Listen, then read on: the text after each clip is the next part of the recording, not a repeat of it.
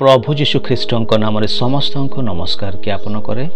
नमस्कार मोर प्रिय दर्शक बंधु, आपण माने देखुचंती एक विशिष्ट व्यक्तिंकर फोटो चित्र। ए फोटो चित्र परे तांकर से मृत्यु समाधि प्रक्रिया मध्य आपण माने देखिबे। मु पदे एहांक विषय रे जहा जानिछि ग्राम बासिंदा हिसाब रे कहबाकू जीवी। मोर प्रिय दर्शक बंधु, स्वर्गीय थॉमस जेना प्राय 70 वर्ष तले गायबा ग्राम रे तांको जन्म होइथिला। से समय रे ग्रामटी बण जंगल घेरा अवस्था थिला।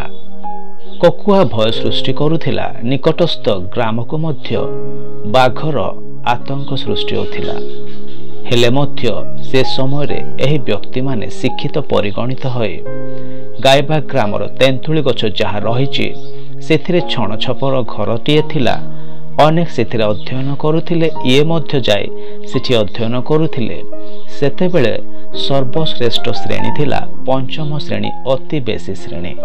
हेले दुर्भाग्यवशत से समय अनुसार मोर प्रिय दर्शक बंधु माने ग्राम रे रही कुली मजूरी करी लोके एबे जेमिति बंचंती प्रायतः सेमिति बंचुथिले। हेले तांको बाहाघर परे तांको कଳରେ प्रभु अनुग्रह करी 4टी संतान पुणी 2टी संतति प्रदान कले। एमिति जीवन यापन करू करू से एक प्रभु जीवन मध्य यापन करुथिले।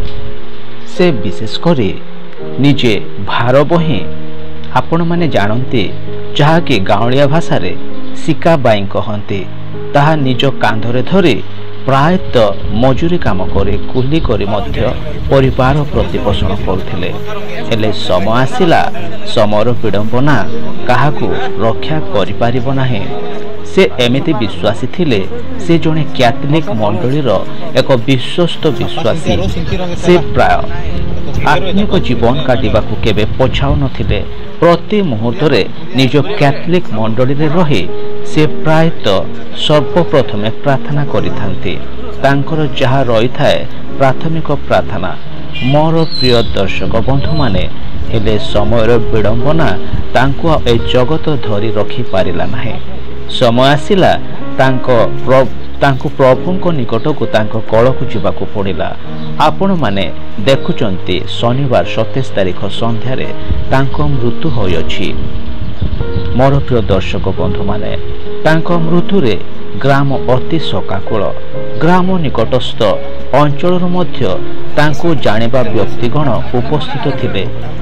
तांको समाधि क्रिया रे जहा निकटस्थ मेरीनगर प्यारिस रो फादर मध्य उपस्थित रही तांको समाधि क्रिया समापन करिसंती।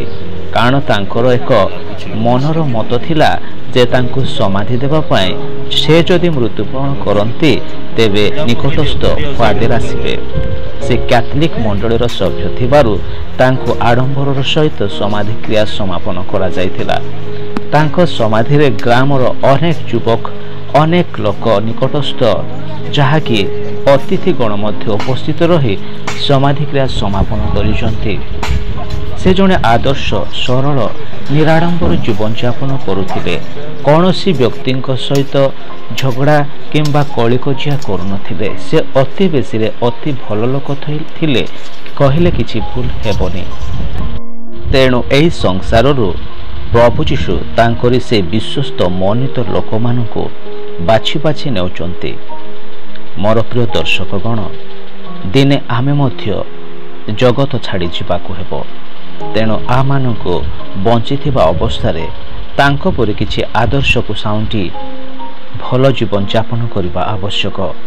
आपण माने देखिले जे आपण माने प्रार्थना करिवे निश्चय दुखी संतप्त परिवार पाए, तांको ज्ञाति कुटुंब पाए, तांको परिजन पाए।